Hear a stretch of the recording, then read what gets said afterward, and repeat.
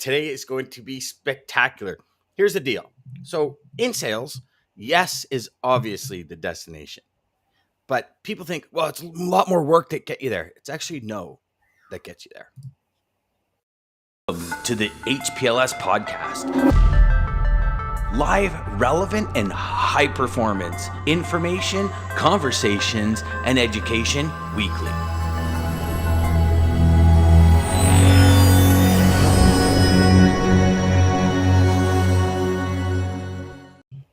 That's like a what?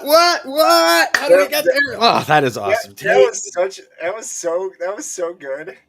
I do those spontaneous, DJ. I don't even think of them before. I'm kind of like, oh yeah, that's a good one. Okay, yeah, let's do that. And so today, everybody, as you can see, if you're watching us live, we've got Andrea Waltz with us. Like my most fave person on the planet when it comes to sales strategy and just the go for no strategy and turning no into the objective and like really a game. And I don't want to give too much away, Andrea, because I know every time we talk, I'm like, oh my God, you got to tell the story of how this all came about. And I know we have, it's just a half-hour show. Well, sort of. We kind of sometimes usually go 45 minutes. But Andrea's book, Go for No. And Richard. So Richard Fenton and Andrea Waltz, they wrote a book called Go for No. And if you are looking to get a book that will change your perspective about how you prospect, what are the objectives, and what it takes to truly become successful, this is the book. There's a ton of sales books out there. All are great, but this one will probably give you the biggest paradigm shift you've ever seen in your life. And I'll tell you, Andrea, months it took me to like hearing no, because I know every no I hear, I get to yes. There were the old strategies that we used to use back in the day, 29 years ago when I started, where we'd print a $5 bill off the internet and we'd put a $5 bill or a $20 bill on our phone handle. And it was like, every time you touch it, it's $20 because, out of 100 calls, you'd close 2 deals. Those 2 deals are worth $2,000. And it's kind of, so every call is $20 kind of thing. And it was, those strategies kind of trick yourself to saying, okay, I like sales calls. I like hearing no, yay. Not true. But your strategy is just killer. So I'll stop there because killer. Let's go back to the beginning and deep dive for us for the next 5 minutes or so. And then I know we're going to have a lot of people that have questions. Let's do it. Okay. Well, I'm still trying to feel worthy after that really cool graphical introduction. That was awesome. Did you like that? I like the eye. Okay, yeah, super, super cool. So I'm like, wow. So this better be good now after that introduction. Okay, so I'll take you back to the beginning.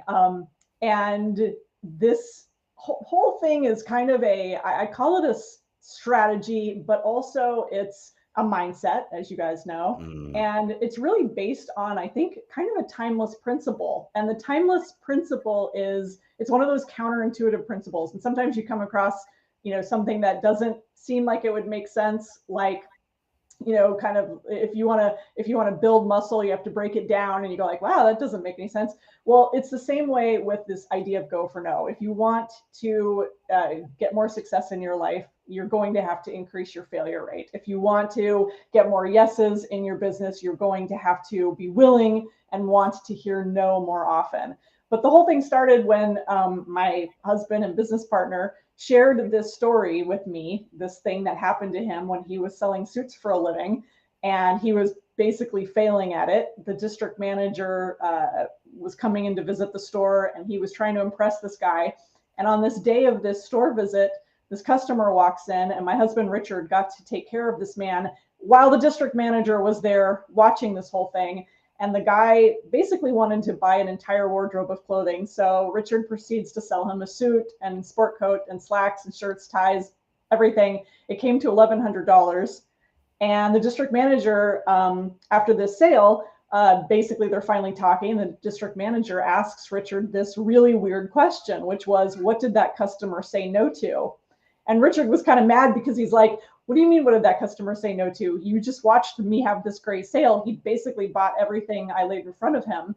And then Harold asked him, the district manager asked him the really important question. He said, well, then how did you know he was done?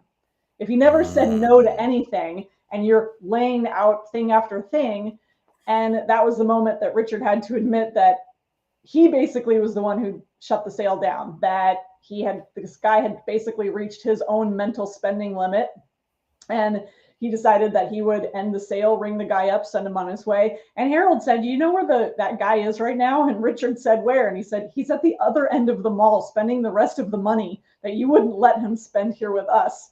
And so it's, kind of a painful lesson, but Richard had an epiphany. And as he likes to tell it, he always says that he didn't know if he had what it took to succeed, but he knew he had what it took to fail. He could fail more often. He could hear no more often. And that's what he did. And he made it a practice. He just was willing to hear no more often. And he became an award-winning salesperson after a year of applying Go for No, went into management, went into training, and eventually we end up meeting.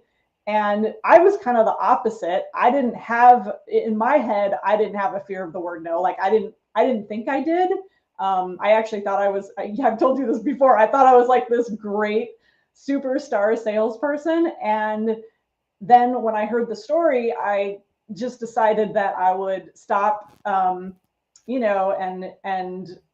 kind of be humble, have a moment of humility, and say, maybe there's something I can learn here. And I actually realized, and I thought through, how do I interact with people? And do I just get that yes, and then am I done? And do I, stay away from hearing the word no? And I realized that I did. So I started applying it as well. And not only did I apply it at my job, but I had to apply it when we launched our business too. So it's kind of it's a strategy and a mindset, because the mindset is you have to fail your way to success. The strategy part is start hearing no more often. I love that. Yes. Andrea, when we first met and when I got your movie, Go for No, the movie, I mean, I love that movie. I know you were like, well, Dan, it was like on camcorders and we were driving around the country. But to me, that is like raw, authentic. It's a fantastic movie. And a lot of people I love are in it too. So that probably helps. But when I read your book, when I took your Go for No course, I could tell you, I started branching in my business, and my business started to create a tree with every customer like no other.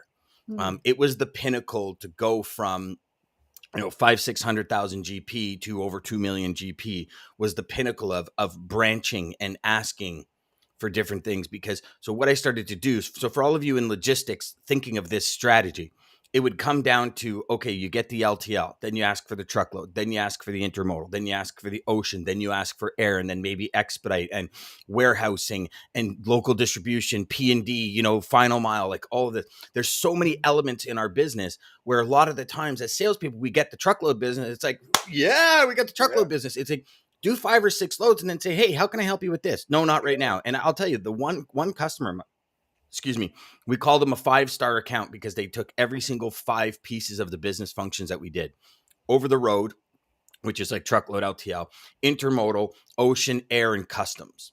And they took all 5 of these pieces of business that I did. And it took me close to a year of hearing no. Like I had the truckload business and then it was like, well, how do I get the local delivery business? No, Dan, just do the truckload. Okay. I do the truckload. I help them achieve more goals. Okay. How do I get the local delivery business? Okay. We'll give it to you.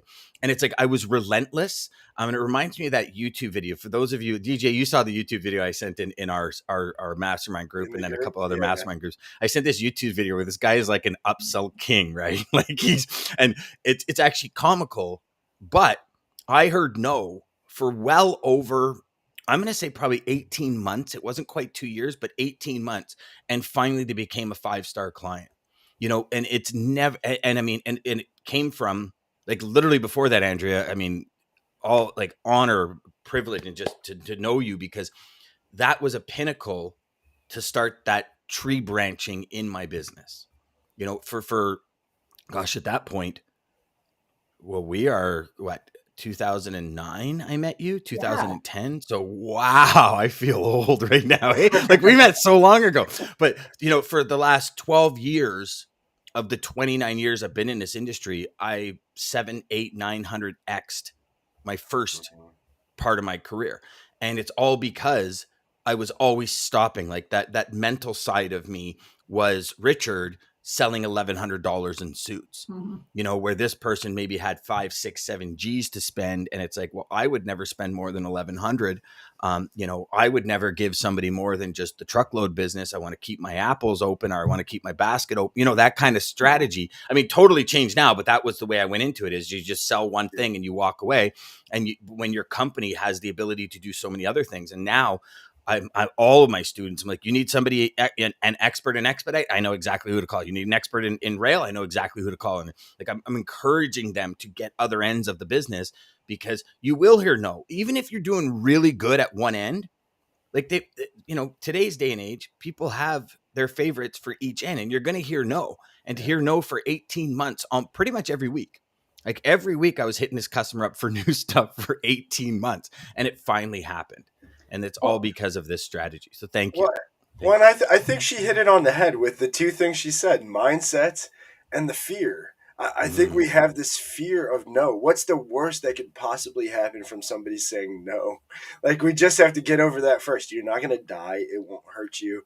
There's no destruction that can really come, except your ego is a little bit hurt by hearing the word no. Now, do you think, DJ, okay, so in our business, right, in logistics, do you think it comes down to a little bit of, okay, well, I have the truckload. If I ask for this, maybe I'll lose the truckload. Do you think there's any of that fear in it? Or do you think there's a fear on the flip side of it? And I think this is going to be more of the side of it. It's like, if your company has the different departments, and say your intermodal department in your company, it's like, well, if they screw up, I might lose my business. So I'm afraid to, you know what I'm saying? Because you've probably been there. I think that was probably my biggest fear.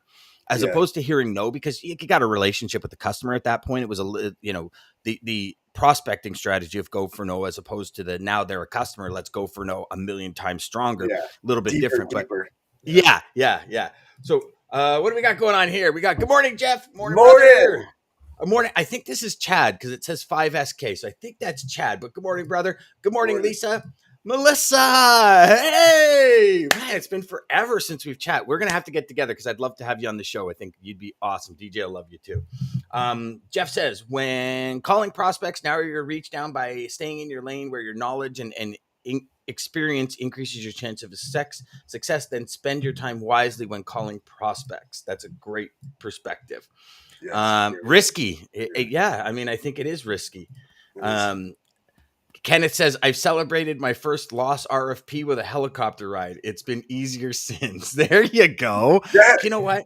Here's the thing. That RFP probably would have drove you friggin' nuts anyways, man. Like, it just, if you lost it, who cares? We were just talking off air about, having issues, and then saying, like, really, it could be better. Right. And I shared quickly the story about when I was writing a book for about close to 9 months, and I lost the manuscript one day. Like, I deleted it by mistake, the entire thing.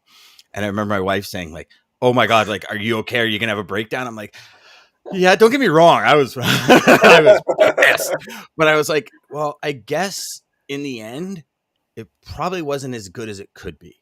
And it's a tough perspective for people. And Andrea, when we talk about that no, right? Some will, some won't. So what? I love that when you said that to me that day. That no, when it comes to business, like when we're prospecting and it's no. I think it hurts more than like saying to our spouse, hey, you want pizza tonight? No, I'm not into pizza. Okay, well, what else do you want? Right? Like, it's still a no. It's still rejection in some way, shape, or form, but it hits harder. Do you know what I mean?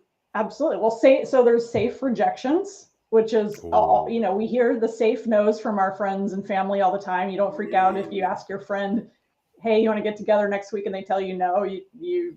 It's not the same kind of rejection. And I think because we just have the relationship is on a different level. But I do want to go back to this idea of, it's kind of like playing to win versus playing not to lose. And I think we get in that mindset. I think our brains work that way of, to your point, Dan, let's not go outside our lane and risk losing what we have, which is a good thing. Yeah. And there might be a part of us thinking, well, I don't want to be pushy. I don't want to be greedy. I've got the truckload business, so I don't want to lose it. instead of playing to win. And you know what? I would say if you did it 10 times and you went out and you got all of those other lines, okay, maybe you do lose one of them, but because something goes wrong and the client freaks out. But should you always then say, well, I mean, that's just where the comfort zone shrinks. And now you're always having to second guess, and you're always having to say, well, let's not offer this and let's not do this because we don't want to take any chances. I mean, that's a crazy way to do business. You know, you're so right. And not to mention, Yes. if you go for 10 and 9 of them are okay, you're going to have way more business than if you just stayed in one aspect with the all 10. And the flip side of that, Andrea, and something to think about is if you add value, and I mean real value, not the whole we need to add value, like authentic value, helping them crush their goals, helping them, crush their mandate on truckload. What if instead of that perspective of, oh man, what if I lose it? What if you can help them do the same thing in different modes in their business? Mm-hmm. So you're upping the value by tenfold each time.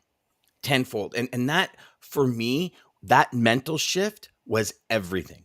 Because it wasn't just, I'm trying to get this business and what happens if I lose it? It's like, listen, I know this. And again, it has to be the value that you can add. Like if you have zero faith and one of your departments is like completely dropping the ball all the time, then don't, because your image, credibility, and brand's on the line.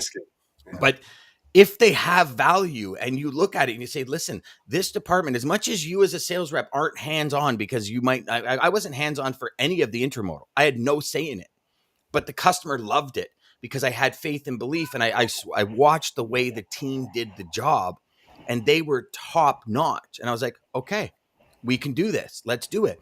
And I think once you release that faith, because it's adding that value, it changes that perspective. Right. And I agree with you. It goes from like, hey, listen, there's a value there. There's an opportunity for us to do more business and for you to have more ends of your business in the comfort zone as opposed to the panic zone because people are letting you down. Does that make sense? Yeah. So well said. Mm-hmm. So we've got Melissa, love you, Dan. Fantastic. I'm going to take the course. Sweet. Yes, definitely. Oh, so this is great. So Melissa says, I'm curious to know if I'm scared of no. I don't think I am, but we never know what we are doing unless we dig deep. So Andrea, what are some things that, Melissa, that is like, first of all, your authenticity right there. I love you. You are fantastic. And you know what? When we have Melissa on the show, y'all are going to see there was Melissa. If you can in the comments, share that quote with me that you said to me when we were on a clubhouse a while back, and just awesome lady. What are some of the things that we as sales reps should pay attention to start to identify if we're actually avoiding the pain of no? Yeah, that is such a great question. DJ, go for it. That is such a great question. I think the first one's easiest. If you have call reluctancy, if you are scared to pick up the damn phone every time it's time to make cold calls, you are scared of no. My opinion, I think you are scared to death of no, and you just got to get that fear out and just call. Make the first call, get the first no out of the way, and just keep. Once you can do that mind shift, I think Kenneth said it. When you celebrate the no's instead of fear the no's, it makes all the difference, I think. Yeah, I mean, a big thing is procrastination, and you can pick your excuse. Now, these are not reasons. In fact, I was just writing up the difference between reasons and excuses, and what a fine line that is. But those excuses of procrastination, which is always, it's too early, it's too late, it's a holiday week, there's, nobody's going to be paying attention, everybody's distracted, this, that. And before you know sound great. Up here, they're like, it makes total sense. Total sense. Yeah. And you just come up with all of these excuses, and before you know it, there was some funny thing. I wish I need to find it. I'm sure I saved this graphic somewhere. It was like it had listed every excuse, and it said you can't call here, you can't do it here, you can't do it here, you can't do it here, and then by the end it said pretty much you can never do it. By the end, like there is no good day of the week, time, part of the year, person, You name it. Like there's just it. What? Just And Hayden just popped up, and it made me think of, in the book you guys had the Pike study. It yes. talks about and I think that's a big thing too. That when I heard that part, I was like, oh my gosh, yes, that makes so much sense. And can you tell Hayden about that? Yeah. So, well, the whole idea of that, we give the example of the elephant who, as a baby elephant is tied to this post, and then they grow up, and that little post still holds a large elephant. The Pike study, and so this is all about self-imposed limitation. So the Pike study that was done by researchers, I think actually in Canada, and they that doesn't surprise me. your tax dollars hard at work, no doubt. Yes. Yeah. And so they looked at pike, and basically they put a pike in with minnows, which are their favorite food, and let them swim around. And eventually they put this glass partition between the pike and the minnows, and the pike kept hitting their head against this glass partition to get to their favorite food, the minnows. Eventually they pull the glass partition out so that the pike can go to the minnows, but they have learned, they've been trained that there's this barrier there, and they're not going to attempt it anymore. So it's that we get worn down. It's after time, when you try a few times, you just let that become your limitation. Mm-hmm. It's you see that a lot in our industry with levels of success, right? Like we have sales reps in our industry who hit $5,000 a week GP and gross profit, and then they're there. And that's literally, it's like, oh my God, I'm making $20,000 a month. I'm making $6,000 a month. I'm making 70 grand a year. I've never made 70 grand a year before. And hey, ding, ding, ding. I was one of them, because when I hit a number, it was like, I'm a grade 9 dropout. There's no chance in hell I can make 100 grand a year. None. And as much as I wanted it, and don't get me wrong, I wanted the nice house. I wanted to be able to buy a Porsche. I wanted all that stuff that I think every kid wants. Like they want the Ferrari. They want, they all want that. And I wanted that. Like I wanted to be Batman too, and Superman. But I wanted all of that. And my brain would not let me get past. And for all of you watching and listening, one of the things is, do you self-sabotage, or does something happen? So like you close 60 grand worth of business at the beginning of the year, and then all of a sudden you're staying, then you close a big deal that would bring you up to like $150,000 in commission, and something happens and you screw it up. That is your self-image coming into play. That's taking you down a notch. There was a study done. I'm so glad you brought that. Yeah, and I'll have to find it because it's very important. Maybe I'll find it for one of the replays here. We got a special announcement for y'all today too. That they said, most of the sales managers in the US, they could go and they could walk, the good sales managers, they could walk around their company and say, that guy's a $50,000 producer, that one's $100,000, and they can tell you without a shadow of a doubt, to the point of like a 4% ratio, how much these salespeople are going to do, because they're stuck in that paradigm of this is what I could do. Hayden, when he said, I created an alter ego to escape obesity and depression. I use my alter ego for many things. Yes. And I think that's huge, right? Like Melissa said it right. She goes, the mind hits a number and we stop seeing further. I was stuck at 20K per month mentally for 7 years. 7 years. 7 years. Yeah. Like Melissa, that is awesome. I'm so glad you shared that, because you know what? I was there with you. I think that's why we get along so well. I was there with you. And it's crazy how we get stuck. And then you know what, Melissa, you'll know that. And probably anyone that's been stuck in that will know this. You go above and it's like, oh my God, I can do it. And then that's your next glass ceiling. It's the whole 4-minute. It's the whole 4-minute mile thing, but we're doing it to ourselves. And that's the difference, DJ. Right? When we see other people do it, it's like, okay, I could do it. But then that friggin' 6 inches between your ears just friggin' drives you back down into the dirt. It's crazy. So, Andrea, all right. So, with Go for No, what are some strategies or some things people can pay attention to, triggers, to help them say, okay, hold on, whoa, I'm slipping back into this paradigm of not wanting to hear no. I got to hear no more. Yeah. So the big one is just to create a no awareness, and to you can do it every day. You could do it weekly. But I think when you have that no awareness, you're looking for those opportunities. So to your point, Dan, and I really liked the way you set this up in the beginning, where you kind of expanded your thinking and you searched for all of the different opportunities, options to hear no from your customers. And that's really powerful, because a lot of people, they hear go for no and they go like, oh, okay, that's interesting, that makes sense, but you've got to apply it. And so you create that no awareness. She's watched the show a few times. It's one thing is create that no awareness and then look for those opportunities.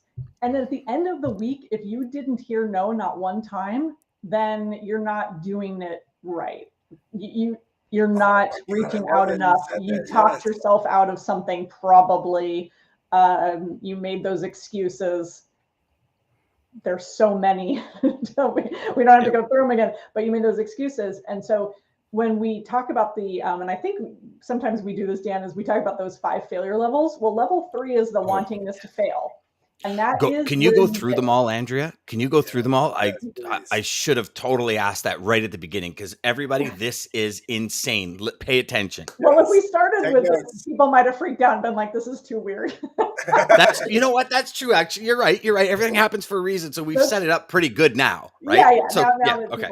Yeah. So 5 levels of failure. 1, the ability to fail. That's where we all start. Level 2 is the willingness. So you hear a message like this, you hear go for no, hear no more often. You go like, okay, I'm willing to do it. But the wantingness is level 3. And that's where you do at the end of the week, you go, wow, I didn't, perform to my potential, because I took my couple yeses. I never heard no. So it's that really wantingness to do it. And level 4 is failing bigger and faster. So it's going after those big deals. In fact, I do this go for no challenge.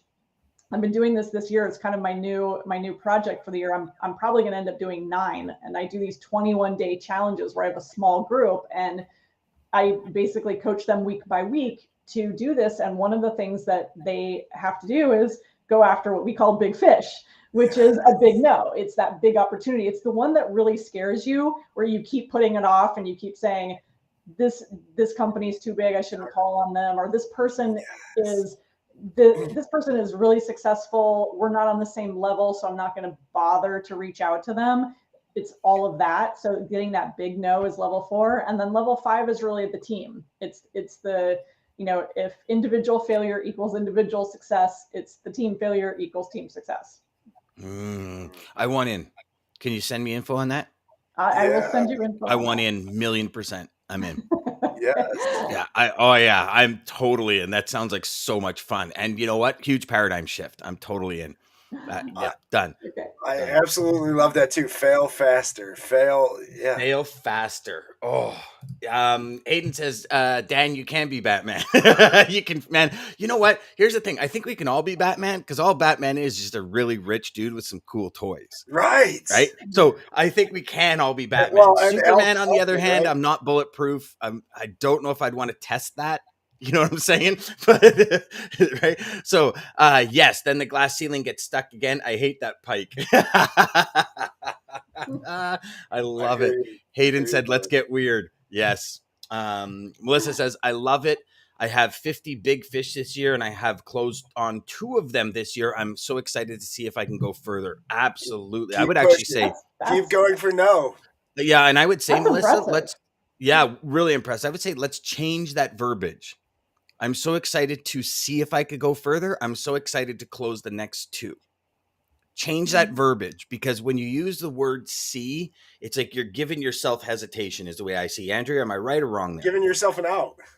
Yeah. So say that again, Dan, because I want to hear the nuance. So when we use like words that we say to ourselves or that we write are very important, I believe anyways. Absolutely. And when we use a word like I'm so excited to see if I could go further. I'm so excited to close the next 2 because I am going further as a verbiage instead of see.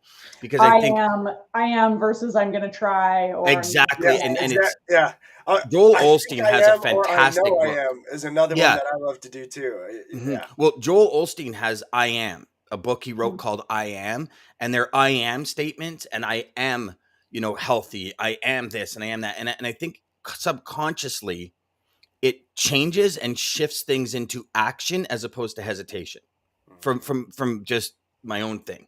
Yeah, no, I So really like that. yeah, I think you're so right about language. Brene Brown just came out with this book, Atlas of the Heart, and she talks about language and emotions around language. And it's really, I've listened to some podcasts about that. But the other thing that I like doing is always substitute the word instead of trying. You know how we always say like I'm trying to do this, is I'm working on it. So like if you have a character thing that you're kind of working on, it's instead of trying to be a better person in this area, it's I'm working on it. So here's something, Andrea, and I'm going to hit you with it. And I know it's putting you on the spot. Melissa says she wants in too on the 21-day challenge. Okay. Can we do a sales chatter 21-day challenge where everyone watching and listening either get a hold of DJ and I or whatever, and let's call it, well, what are we today? We are the 24th today. So why not by the 29th, anyone that comes in, can we do a 21-day challenge with people that watch and listen to this show? Would you be up for that? Yeah, I'm totally open for that. So, because I think now because we all we communicate daily on the show, and I think it would add a bigger element where we're going to push each other harder. We can talk faster. We can be authentic with each other and really release those walls. Because Melissa's in, I'm in, DJ's in. You got 3 now. Whoever else is in, whoever wants to really scale 21 days, join this challenge. The Go for No Sales Chatter Challenge. I just totally changed your entire program's name. I'm sorry. I didn't mean to do that. But I'm in for sure. This LinkedIn user is. Yeah, let's go. Let's go. We want, how many people is the max you would take for a challenge? Oh, well, so when I do these and we meet weekly, so the first couple were too big and I had 25 people. This last one that I'm doing, we've got about 11 people. And it kind of flexes because some people don't show up. Unfortunately, people sign up, they register, they pay, and then they don't show up, which is a sad reality. And so right now, I think I have 8 or 9 really hardcore participants. Okay, so we're going to go 10. We're going to go 10 hardcore participants. Kenneth says, Dan, I got my first yes of the day. I got to go for no's. I got to keep asking till I get no's. So we've got 4 already confirmed. Okay. So the 4 of you, I know you, DJ. The LinkedIn user, you said I'm in for sure. Unfortunately, it just says LinkedIn user. I don't know why your name's not coming up. DM me, Melissa. I'll get a hold of you. There's 4 right now. We need 6 more people to join this 21-day challenge. And you know what I'd like to do? At the end of the 21 days, we're going to have you back on, and we're going to have all the participants on, and we're going to share our stories. Because I think, right? So cool. Let's go from beginning till end. Paradigm now, the shattering of the paradigm at the end, and how do we just crush it and kill it? And that is, oh my God, I got goosebumps. Sorry, oh my God, that just all right. It's going to be fun. Michelle is in. Michelle is in. Steve Redpath is in. All right. So now we've got we're up to 6 now. We need 4 more. 4 more. This is awesome. So excited. So excited. So excited. Okay. Andrea, what can somebody do prior to the 21-day challenge to get ready to shatter their no paradigm? Oh, this is so good. Now, this is probably not what you think. You have to prepare physically, and by that I mean I don't mean work out, although that's always a great option, but really get organized in terms of your plan. A lot of times what happens with these challenges is people start and then they realize, oh my gosh, my call list isn't organized, my spreadsheets, my computer, my files are everywhere. I need to start going for no. I need people to go for no with. So the best advice I always give is literally clean your desk, clean your car, do whatever you have to do to get organized. Make sure that if you're going to follow up with people in the past, have that information, have it so that on day 1 you're ready. So that on day 1 you're not okay, who am I going for no with? How am I going to reach them? What am I doing? You don't want to do that on day 1. You want to get all of that out beforehand. Okay. Done. So we have 9 people already. We need 1 more person. Don't go to bed without a plan for the next morning. Jeff or Michelle, that is like, every night I sit in bed and I plan my entire day the next day. I analyze it. I prioritize it. I go, do I really need to have this conversation tomorrow? Can it wait? Unreal, Michelle. That is the thing to do. I love that. I love that too. I need to remember to tell people I'm stealing that from you, Michelle. Thank you. That's why we're here. That's why we're here. Everything. Maggie, spur of the moment, Dan. I love the passion. Thank you, Maggie. It's I'm like, I'm sure you could tell I'm over the moon stoked about this. So why don't we we're okay, so what are you thinking for if we go the 29th? Well, I think by the end of this show, we're going to have our 10 people. Oh, yeah. So why don't we do Lisa's in. There we go. We're 10. What? Sold out. Love it. Okay. So if we're all registered Old man is in. Oh, Jeff said he's in too. Jeff's in too? Okay, so we're 11. Let's go. Yeah, Let's go. Good. We're good. Old man in. Jeff. I love that, brother. Okay, so we're 11, Andrea. We're good to go. All of you that want to still join, just again, DM DJ or I. Andrea, can we get something set up today? We'll get people in, we'll get payment, and we'll get it done. And then when do we want to start? Because I know you probably got a bunch of others. So what are we looking for a start date? How long do people have to plan to get their day ready? All that kind of stuff. Typically, we don't need a long time to plan. So, and I guess we need to decide, like, how do we want to do this? Like, typically, we have a meeting once a week. So it's not like I'm there every day. So this is part self-directed, part coaching, us through. So, do we so why don't we do this? I could host it on my Zoom platform. Yeah. Where we can have everybody video like this on our Zoom platform once a week. Okay. We can make you the host. I'll do the recording. I'll email the recording to everybody so everybody has the recordings that they can watch over and over again if they want. Why don't we? Okay, again, I'm gonna kind of put you on the spot. But if we have everything set up by tomorrow, and if everybody agrees, you know what? I'm gonna put my effort in. I'm gonna make this work. Let's start Monday. Yeah. Well, yeah.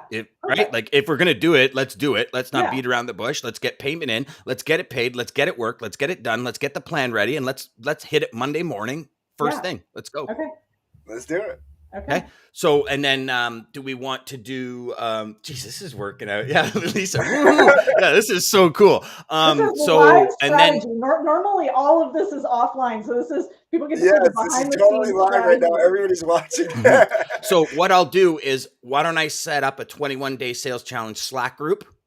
Everybody that registers, I'll put them in the Slack group, and that can be the medium in which we all communicate. Okay. And then we're all in that Slack group, and then we can set up what day works best for, call it the majority for the call. Right. And let's 21 day. You lay it out, give us our game plan for 21 days as to what we got to do. Yep. And as a community, it's really easy. I'm going to give you guys the tracking sheet from the Go for No Challenge workbook. There's a tracking sheet. It's old school, so print it out. If you don't want to print it out, then just record it on your phone. Like, take what's on the tracking sheet and just put it on your phone. Okay, perfect. Melissa, thank you, Dan, for putting this together. Melissa, thank you for joining us, man. This is awesome. And this is all just, I'm so excited. So again, everybody that's in DM, DJ, or I, we're going to need your email address and all that kind of stuff. If we're not connected, connect with us. We'll get all the information. I'll set up the Slack channel, and then all communication will go through that Slack channel. Let's hit this. Let's hit this Monday and make April the most productive month we've ever had in our lives. Who's in? I'm going to say everyone's in. Let's do it. Andrea, you are a rock star. Yeah, thank you so much. I am so excited. This is fun, because I have to tell you, like, doing these challenges this year in a more formal way. I used to do them very informally, and they would kind of fall apart. So I'd really decided, like, it was going to be my focus this year, and it's really made me start to go for no. I've had some really interesting go for no experiences already. So it's all about, like, improving our confidence, getting results, having fun, and just taking more risks as a group. And it's so much better to go for no as a group, because you get inspired by other people who are out there, taking chances. Done. I love it. And you know what? I love challenges. I love them. Like, and especially I think the way this is going to be set up with Slack, where and so we do it, like, we have a couple of Slack channels that we have. Like DJ and I are in one. I'm in one with Lisa and her husband. And they're really good because we don't all perform our best every day. Like we all have bad days. And I remember specifically one day I was like, guys, I don't know what it is. I literally sat here and I fell asleep, like literally sitting up. I fell asleep at 1 o'clock. I woke up. I'm just not into it. And DJ's like, dude, you got to watch this YouTube video. And then everybody in that inner circle Slack channel was like, Dan, come on, man. I remember Ryan Mohammed coming saying, Dan, you know what? You got to get in it, man. This is for your family. This is for everything. You got to start selling. And it's like within 4 minutes, I had like Tony Robbins energy, literally from a comatose drooling over my chin to like an insane amount of energy. And I crushed out over 150 prospecting calls and emails not 150 calls and emails between the two, everybody. And I crushed it out that afternoon, landed 2 clients totaling 20 grand in revenue from literally sleeping to just unbelievable energy. And that's the power of a community. That's the power of collaboration, right, DJ? We talk about it all the time. That collaboration. So I think this Slack group is going to crush it. It's the same benefit of having a workout partner. It's the same benefit of having a workout partner. They're going to push you when you can't push yourself. Yeah. Don't go there, Dan. Love it, Jess. Hayden says, let's get in the trenches as a team and break our limiting narratives. I love it. Love it. Iron sharpens iron. Love Absolutely.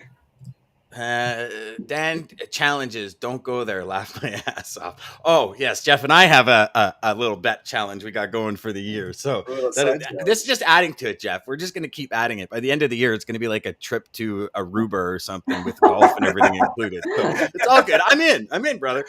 Andrea, thank you so much. For all of you watching and listening, if you're watching and listening to this on the replay, and you're interested in jumping into the challenge, again, just DM DJ and I, because if we need to set up 2 or 3 different groups for Sales Chatter, Go for No Sales Chatter Challenge, we'll do it. If this is to help you, get to the next level, to be more, do more, and achieve your greatest self, and really put yourself into that shattering paradigms where you don't have a glass ceiling. Because if you're a commission salesperson, y'all don't have a glass ceiling in this industry. Trillions are available. Pike syndrome. No Pike syndrome, guys. No Pike syndrome. No Pike syndrome. Hey, Dan, do you want to give them the heads up about the replay before we close? Yeah. So, okay. So DJ and I last night, we were chatting and it's just like this patung and like the sky opened up. It was pouring rain here. And it was like, whoa, coming down from the sky. So we are going to go live 3 times a day. In the morning, the whole show is going to be live. Midday, we're going to go live again for all of you that might miss the show in the morning. We're going to go live for about 3 or 4 minutes, and then we're going to play the replay. So this show right here, it's actually going to be pretty cool hearing this at noon and 3 o'clock today. This show right here is going to be replayed live at noon and 3 p.m. And the reason we're doing this is because we have listeners now. For all of you watching and listening, we're averaging over 700 downloads a week. When we started, it was 32. Literally at the beginning of 2021. And so it is scaling at massive heights. So what we want to do is we want to be cognizant of people on the West Coast, Central, and East Coast. And we want to share, because what we've found is a lot of people have come and said, you know, Dan, I pull it up on LinkedIn, I hit pause and my day gets going and I forget all about it. Then it's the end of the day. So we wanted that kind of bing, DJ and Dan are live, bing, DJ and Dan are live 3 times a day. So if you're listening to this at 12 or 3, it is a replay, but DM us. Because we could put another group together and another group together and another group together. Because again, Andrea is about helping people win. Yes. All right, guys. Hey, thank you again, everybody. Thank you, Andrea. Yes, no Pike syndrome. We're going to use that. Blast that all over LinkedIn today. No Pike syndrome. Again, hashtag no Pike syndrome. Yes. Again, everybody, like and subscribe down below. Sales Chatter Live. If you're catching this on YouTube, we are going to be replaying it. We will be in live throughout the day as well with the replays to kind of just go over little things throughout. Thank you to American Logistics Centurion Trucking. Thank you to Andrea for taking on this challenge with us. This is going to be so much fun. I think I got a good one, and it's anonymous. So I'm going to take the credit for this one. No, I'm just kidding. Yeah, go for it, man. Why not? No is not a negative word sometimes. Saying no can save you from life's greatest pains. To the HPLS podcast. Live, relevant, and high performance information, conversations,